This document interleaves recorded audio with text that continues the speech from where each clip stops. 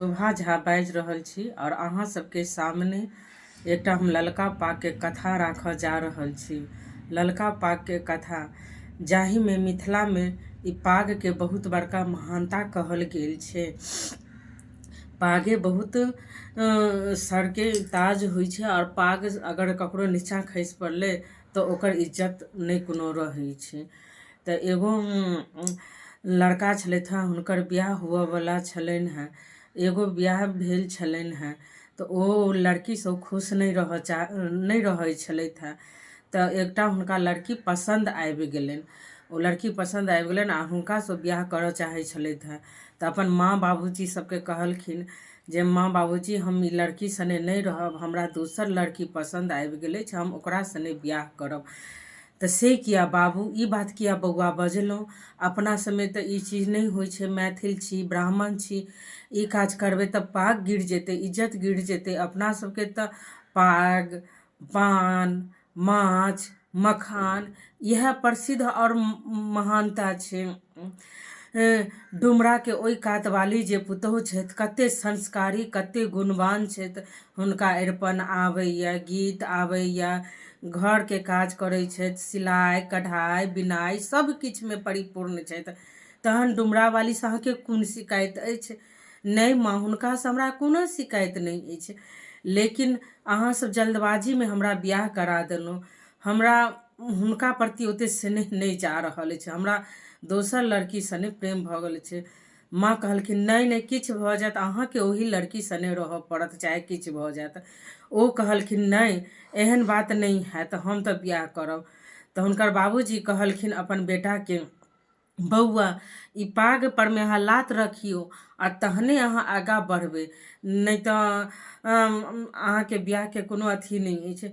तो लड़का जे छलखिन हुनकर बेटा तो पाग पर में लात नहीं रख पाबै छलखिन हैं। किछु करै छलखिन हैं, पाग पर में नहीं लात रख जे हम बाबूजी के पाग के केना नीचा खसा देबनि, आ पाग खसि पड़तनि तऽ हिनकर इज्जत खसि पड़तनि, हमर बाबूजी मरि जेता।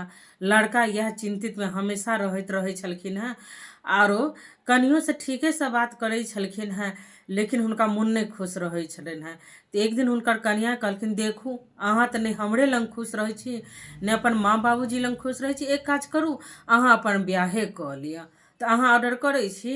तऽ हाँ हम ऑर्डर करै छी, जाओ अहाँ बियाह कऽ लिअ। तो अपन सास ससुर के समझेलखिन, बाबूजी आब हिनका बियाह कऽ दियौन, ठीक है, अपन बेटा के बियाह कऽ दियौन और ये जतऽ बियाह करै छथि ततऽ हिनका बियाह कऽ दियौन। कहलखिन से किया कनिया, ई बात किया बजै छी? नहीं बाबूजी, हिनका बियाह कऽ दियौन, हम अहाँके बेटी बनि कऽ रहब और ओ अयती तऽ अहाँके पुतोहु बनि कऽ रहती। तऽ ठीक छै, बियाह केलखिन।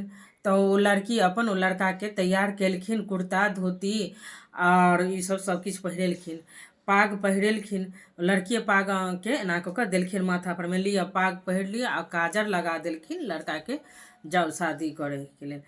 तखन ओ लड़का के एहसास भेलै पागे अपना समय महान अछि, आ एगो लड़की के सने हम गलत व्यवहार करै छी, दोसर लड़की सने जाके बियाह करै छी। ओतऽ तैयो गेलथि ओ लड़का तऽ बियाह करे के लेल। तऽ ओ लड़की कनि अथी छलखिन हैं, एडवांस और मॉडर्न टाइपसँ छलखिन हैं। तऽ देखै छलखिन हैं जे जल्दी जल्दी बजै छै, जल्दी जल्दी करै छै, तऽ कोनो बात नहीं छै।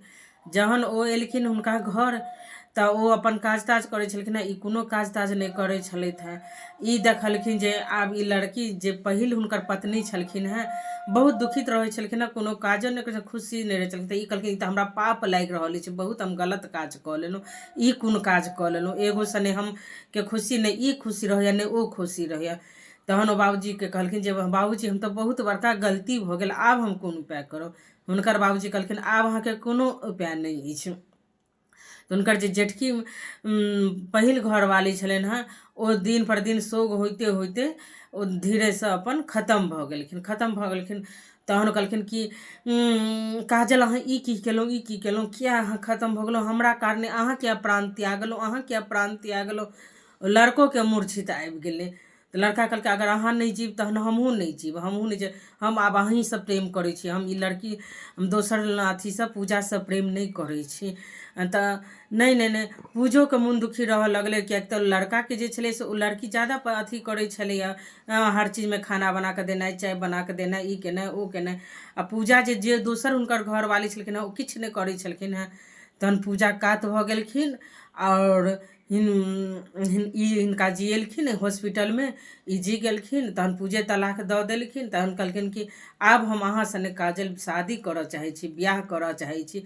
जे बियाह अहाँ सने हम नहीं केलहुँ आओर जे चीज हम अहाँ सने नहीं केलहुँ से आब करऽ चाहै छी, हमरा अपन गलतीके एहसास अछि।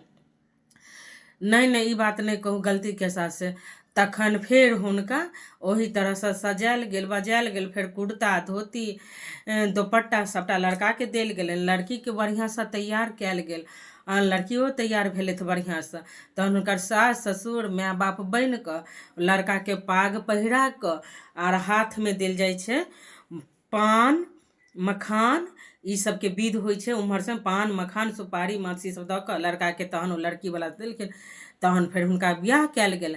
तहन दुनू आदमी खुशी खुशीसँ रहल गेल। ई छलए ललका पागके कथा। नीक लागल हुए तऽ कमेंट शेयर करब।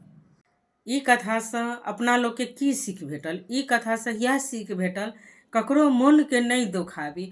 अगर मोन जतऽ भऽ रहल अछि ओतहिए करू। एक आदमीके आनि कऽ ओकरा दुखी केने छी घरमे आ दोसरसँ बियाह कऽ लेलहुँ तऽ ई गलत अछि।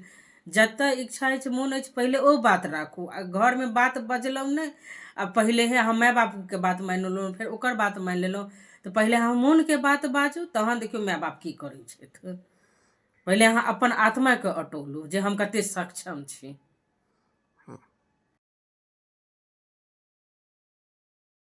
ई चैनल पर एनाहिए पुरान कॉमेडी वाला कथा सब आबैत रहत और बहुत सारा सीख देबऽ वाला कथा आयत, तऽ अहाँ ई चैनल के सब्सक्राइब कऽ लिअ। जय जय मिथिला, जय मैथिली। लाइक सब्सक्राइब कर लो चैनल को, ऐसे ही कथा आते रहेगा इस चैनल पर।